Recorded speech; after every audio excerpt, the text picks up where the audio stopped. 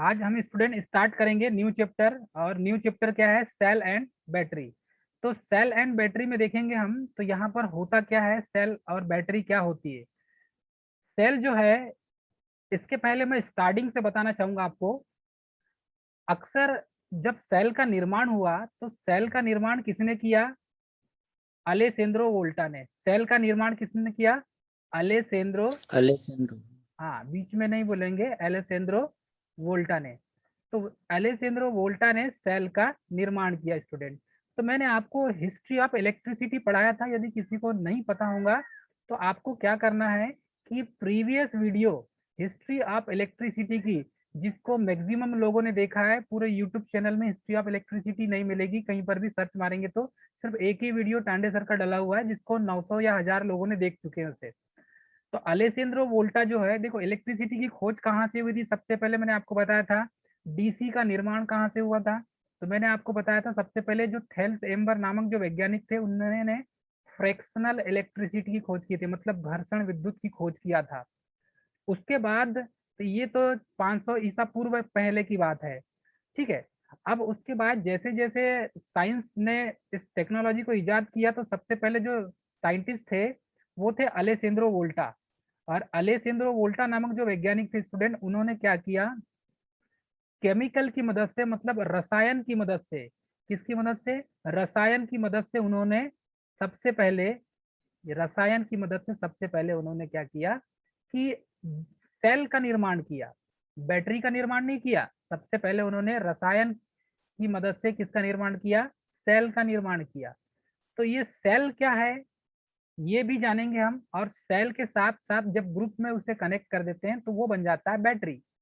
तो group of cell क्या कहलाता है स्टूडेंट? बैटरी कहलाता है। तो अलेसेंद्रो वोल्टा नामक जो वैज्ञानिक थे, उन्होंने क्या किया कि इसके पहले जो बेंजामिन फ्रैंकलिन नामक जो वैज्ञानिक थे, उन्होंने पतंग के माध्यम से चार्ज को एक स्थान से दूसरे स्थान में ट्रांसमिट किया उन्होंने।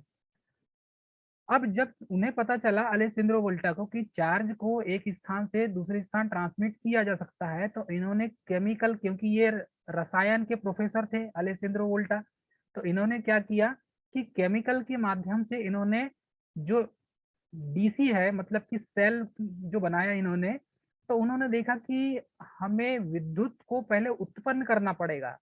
तो विद्युत को उत्पन्न हम कहाँ से करेंगे? तो इन्होंने अपना तिकड़म दिमाग लगाया, क्योंकि ये रसायन के प्रोफेसर थे, और इन्होंने इलेक्ट्रोलाइट का यूज करके इन्होंने सबसे पहले सेल बनाया। तो सेल में देखा इन्होंने, सेल में क्या है, सेल का जो ईएमएफ मापने के लिए हम तो पोटेंशियोमीटर का यूज तो करते ही हैं। सेल में देखा इन्होंने कि एक पॉजिटिव इलेक्ट्रोड और एक निगेटिव इलेक्ट्रोड, दोनों इलेक्ट्रोड को इन्होंने क्या किया, एक घोल में रखा। जैसे कि ये Na+ है और Cl- है, ऐसे ही इन्होंने क्या किया, पॉजिटिव प्लेट और नेगेटिव प्लेट को एक पात्र में रखा, और उसमें इलेक्ट्रोलाइट के रूप में स्टूडेंट NaCl को रखा।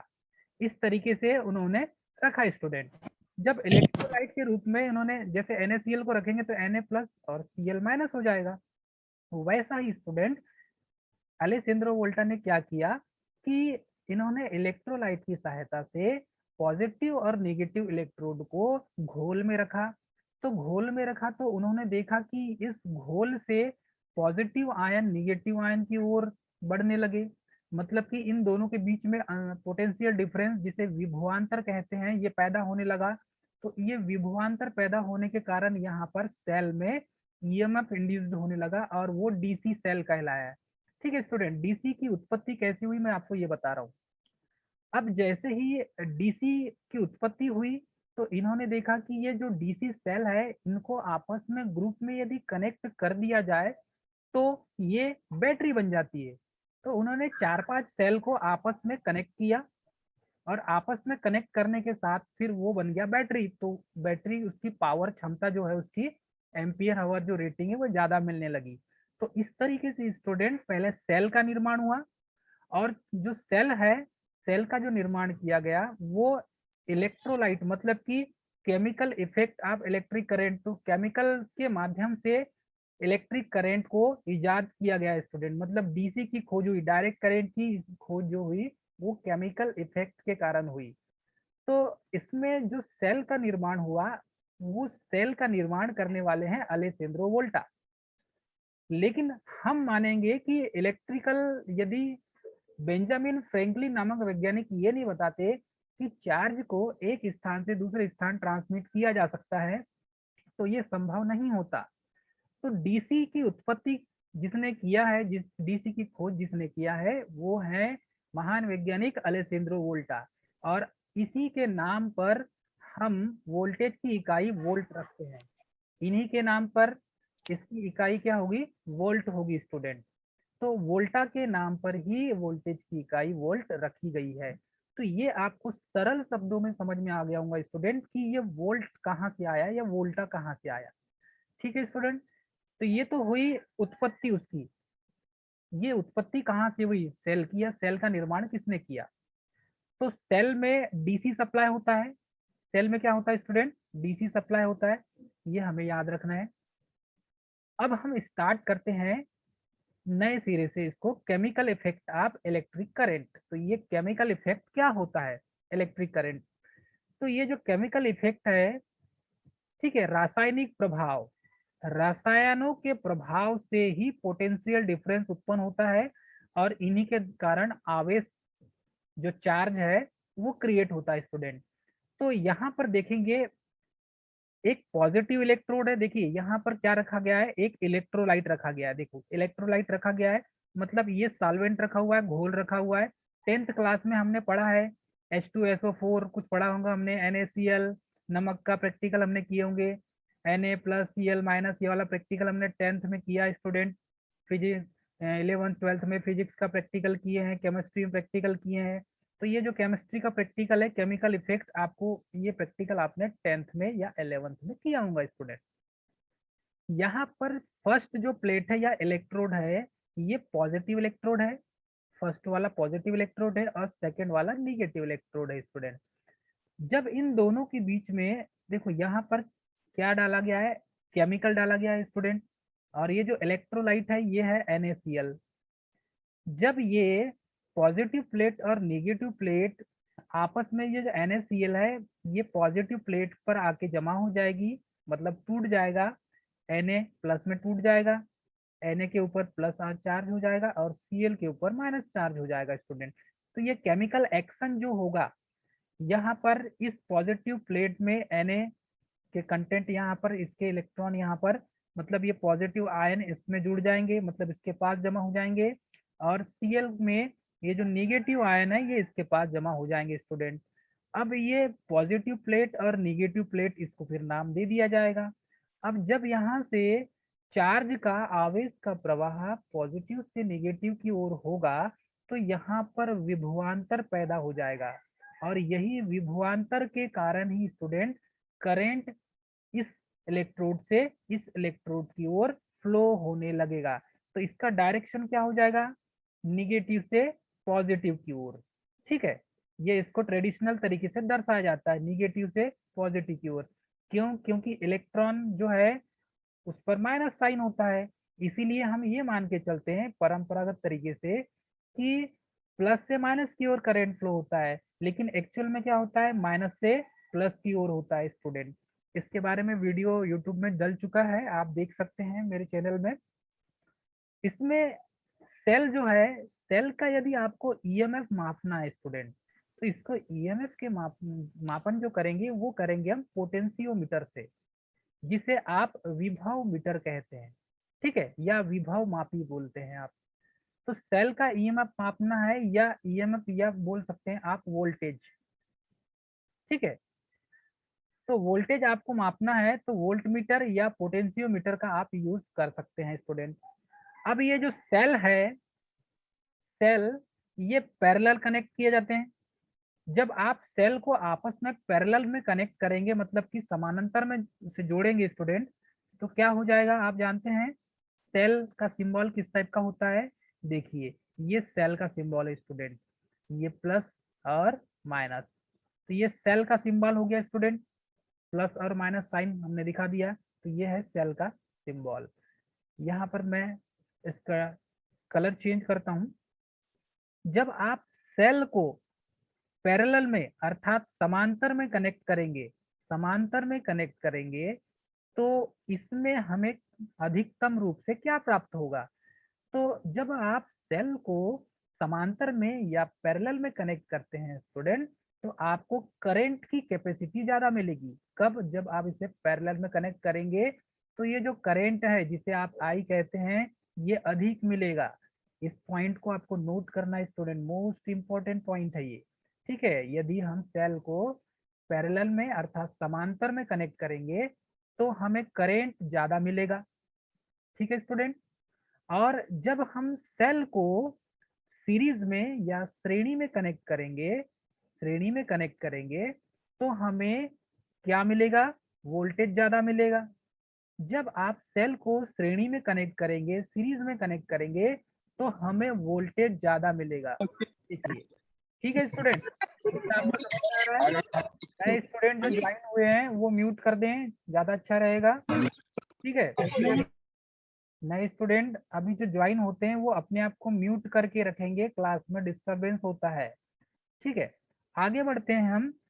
सेल को यदि हम पैरेलल में कनेक्ट करते हैं तो हमें करंट अधिक मिलता है। ठीक है स्टूडेंट। और जब हम सेल को श्रेणी में कनेक्ट करते हैं तो हमें वोल्टेज क्या मिलता है? अधिक मिलता है। तो इस तरीके से स्टूडेंट हम इसके मेन जो पॉइंट हैं सेल के, उसे समझेंगे। इसके बाद कई बार ये होता है कि जो डीसी सेल है, सेल से तो हमें डीसी ही प्राप्त होता है। ठीक है, डायरेक्ट करंट ही प्राप्त होता है, जिसे डायरेक्ट करंट या दिष्ट धारा कहते हैं। ठीक है, तो सेल से हमें डीसी प्राप्त होता है। घड़ी में सेल लगा होता है, आपकी हैंड वॉच होगा, उसमें देखोगे आप तो आपको छोटे छोटे बटन सेल मिलेंगे स्टूडेंट, वो उसका टाइप है। आगे बढ़ते हैं। यदि सेल की हमको कैपेसिटी बढ़ाना है, यदि हमें सेल की कैपेसिटी बढ़ाना है तो हमें क्या करना पड़ेगा? तो सेल की यदि कैपेसिटी बढ़ाना है तो वो कैपेसिटी होती है एम्पियर हावर में होती है स्टूडेंट, ये भी याद रखना है, मेन पॉइंट। तो सेल की यदि हमें कैपेसिटी बढ़ाना है तो हम क्या करेंगे? सेल की कैपेसिटी बढ़ाने के लिए उसकी जो रेटिंग होती है, सेल की कैपेसिटी जो होती है वो एम्पियर हावर में होती है। इस पॉइंट को भी हमें क्या करना है? नोट करना है।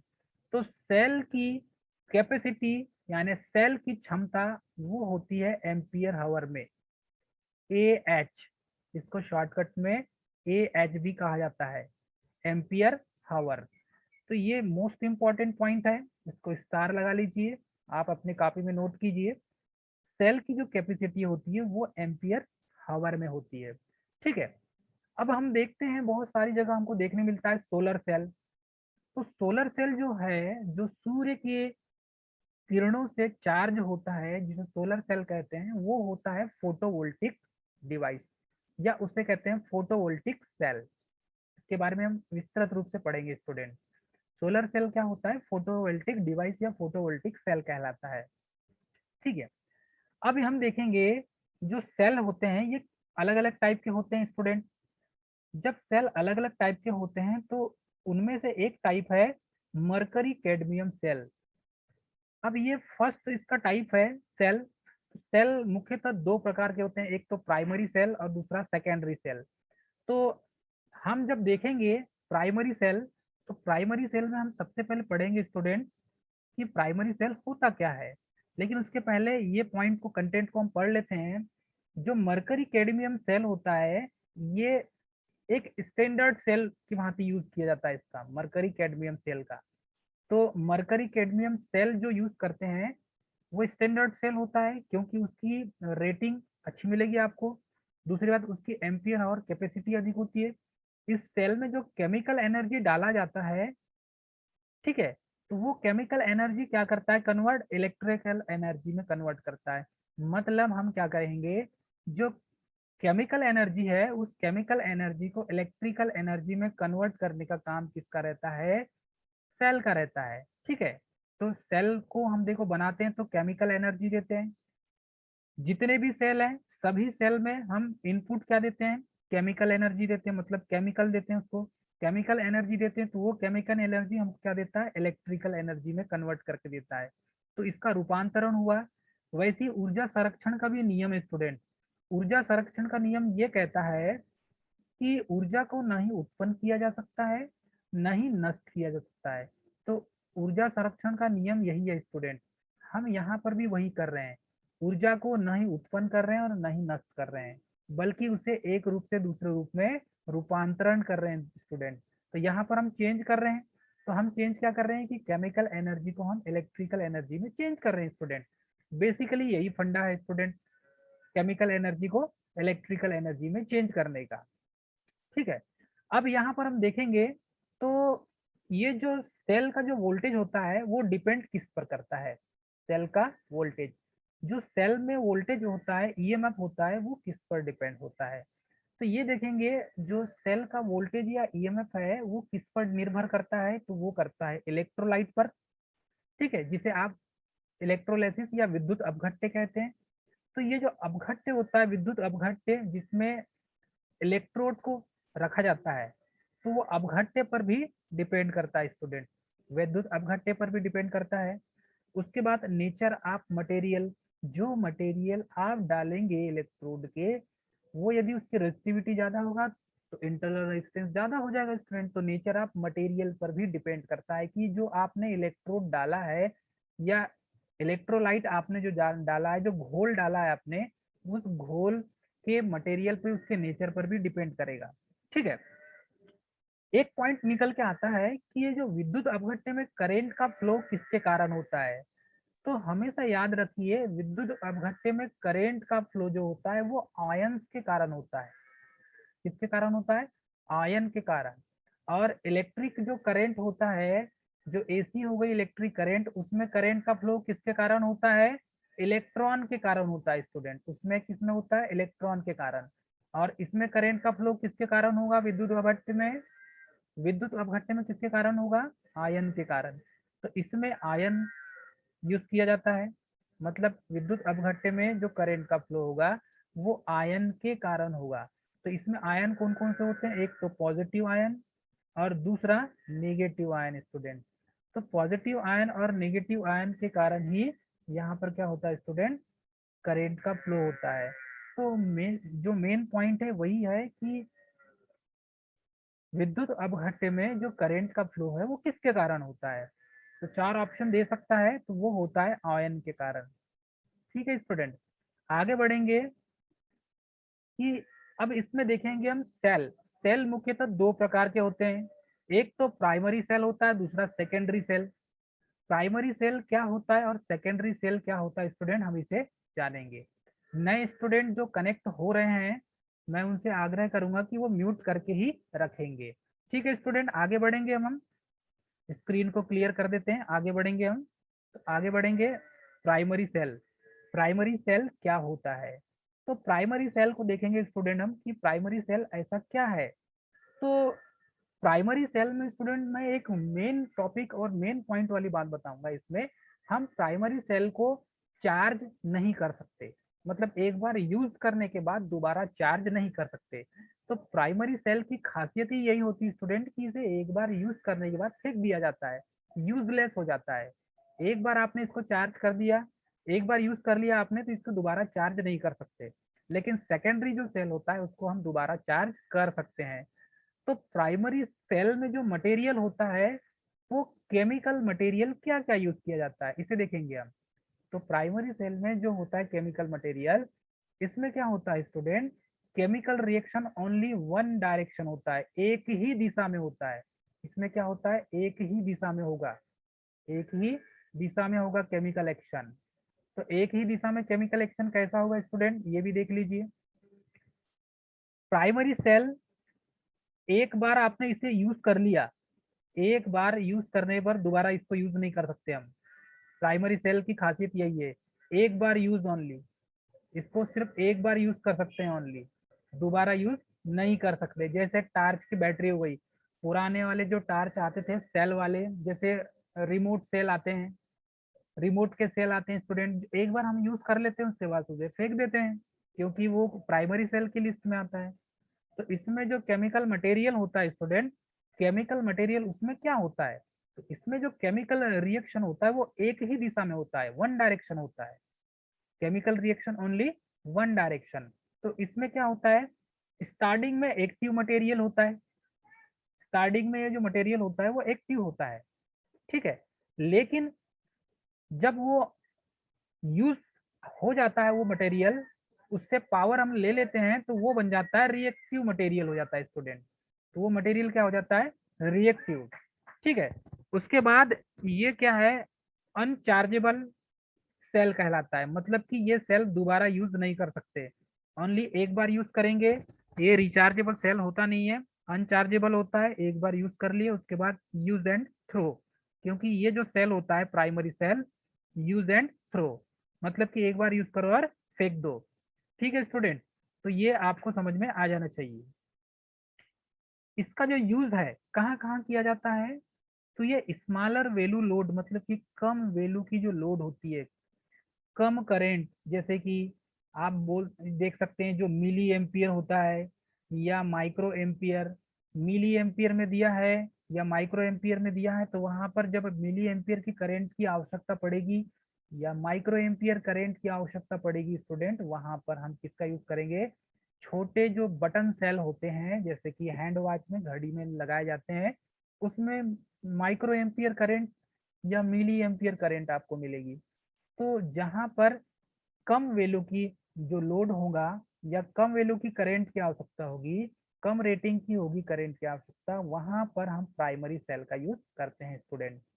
अब ये जो प्राइमरी सेल है ये किस पर डिपेंड करते हैं ये भी देख लीजिए। तो प्राइमरी सेल जो मुख्य तौर पर जो डिपेंड करता है वो नेचर ऑफ इलेक्ट्रोलाइट पर डिपेंड करता है कि उसकी प्रकृति कैसी है इलेक्ट्रोलाइट की, ये उस पर डिपेंड करती है। उसके बाद नेचर ऑफ इलेक्ट्रोड पर भी, जो इलेक्ट्रोड आप एनोड में कौन सा चार्ज होता है प्लस, कैथोड में माइनस, तो एनोड और कैथोड जो आप इलेक्ट्रोलाइट के अंदर डालेंगे उसके नेचर पर भी डिपेंड करता है स्टूडेंट। तो ये भी आपको याद रखना है कि प्राइमरी सेल किस पर डिपेंड करता है। तो primary cell nature of electrolyte पर और नेचर ऑफ इलेक्ट्रोड पर, मतलब कि हिंदी में इसे समझे तो इलेक्ट्रोलाइट की प्रकृति पर कि वो किस मटेरियल से बना है, कैसा है वो, उसकी रेजिस्टिविटी ज्यादा तो नहीं है, कम तो नहीं है। सेकेंड है नेचर ऑफ इलेक्ट्रोड, तो वो जो इलेक्ट्रोड है अर्थात इलेक्ट्रोड उसको कहेंगे जो पॉजिटिव रॉड और निगेटिव रॉड होगी, ठीक है।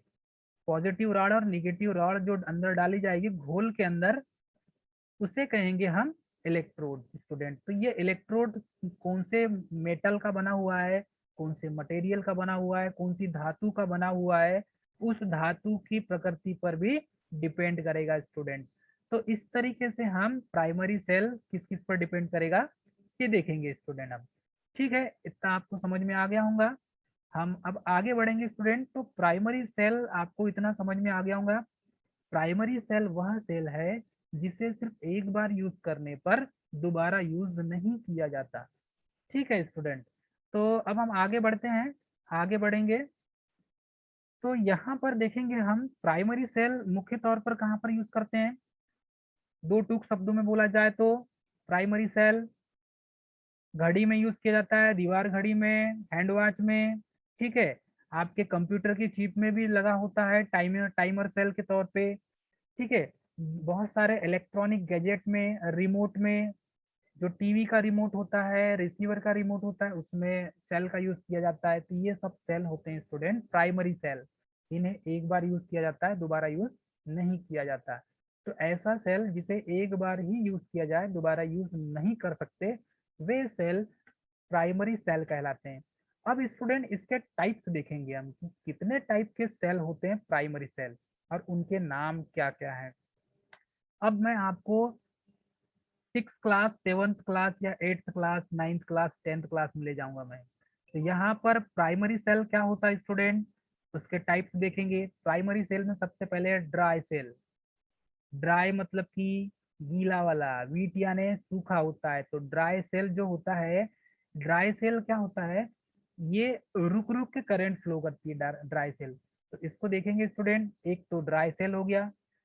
इसका इंटरनल रेजिस्टेंस कभी कभी ड्राई सेल का पूछ लेता है, तो इसको एक एक एक टाइप हम देखेंगे, पढ़ेंगे इसको हम, ड्राई सेल क्या होता है। सेकेंड में है वोल्टिक सेल।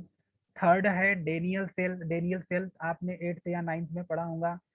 फोर्थ है लेकलांची सेल। 5th है मरकरी सेल और 6th है सिल्वर ऑक्साइड सेल। तो यहाँ पर 6 प्रकार के सेल हैं स्टूडेंट जो प्राइमरी सेल कहलाते हैं। कितने प्रकार के? 6 टाइप के सेल हैं स्टूडेंट जो प्राइमरी सेल कहलाते हैं। स्टूडेंट पीपीटी फाइल मेरे हैंड राइटिंग मेरी नोट्स से है जो मैं पढ़ा रहा हूँ आपको, ये मेरी पर्सनल नोट्स में पढ़ा रहा हूँ आपको, आप ताकि आपको सिक्वेंशियल पूरा मटेरियल प्रोवाइड हो जाए तो आपको समझ में भी आ रहा होगा स्टूडेंट पूरा क्लियर। जैसे प्राइमरी सेल हमने स्टार्ट किया, फिर उसको ये डेफिनेशन देखा हमने, उसके बाद उसका यूज देखा, उसके बाद हमने प्राइमरी सेल के टाइप्स देखा। तो प्राइमरी सेल के 6 टाइप्स हैं और 6 टाइप्स मैंने आपको बताया, dry cell, voltaic cell, Daniell cell, Leclanche cell, mercury cell और सिल्वर ऑक्साइड सेल। तो इसमें जो ड्राई सेल होता है ये अक्सर क्या होता है कि करंट जो फ्लो होती है इसमें रुक रुक के फ्लो होती है स्टूडेंट, रुक रुक के करंट फ्लो होती है, मतलब कि थोड़ा देर जब आप मिली एम्पीयर करंट आपको फ्लो करेगा सर्किट में फ्लो करेगा तो उसके बाद इसकी जो पीक पॉइंट है मतलब करंट की जो हाईएस्ट वैल्यू होती है वो कम हो जाती है, इसीलिए ये रुक रुक के करंट फ्लो कराता है। क्यों? जो इंटरनल रेजिस्टेंस होता है वो होता है 0.2 से 0.4 ओम, इसीलिए इसका इंटरनल रेजिस्टेंस अधिक होने के कारण ही 0.2 ओम से 0.4 ओम होने के कारण ही ये रुक रुक के करंट फ्लो करती है। तो इसका जो नाम है ये है ड्राई सेल। ठीक है स्टूडेंट, तो ड्राई सेल सबसे ज्यादा यूज भी किया जाता है। उसके बाद है वोल्टिक सेल। वोल्टिक सेल में जो इलेक्ट्रोलाइट भरा जाता है वो होता है H2SO4। H2SO4 का यूज किया जाता है स्टूडेंट उसमें। तो ये जो H2SO4 है इसका यूज करते हैं, तो इसमें जो इलेक्ट्रोलाइट यूज करते हैं वो है H2SO4 स्टूडेंट। ठीक है, H2SO4। और इसकी जो ईएमएफ होती है ये कभी कभी पूछ लेता है कि ईएमएफ कितनी होती है, तो ये होती है स्टूडेंट 0.08 वोल्ट। 0.08 वोल्ट। अभी स्टूडेंट हम एक एक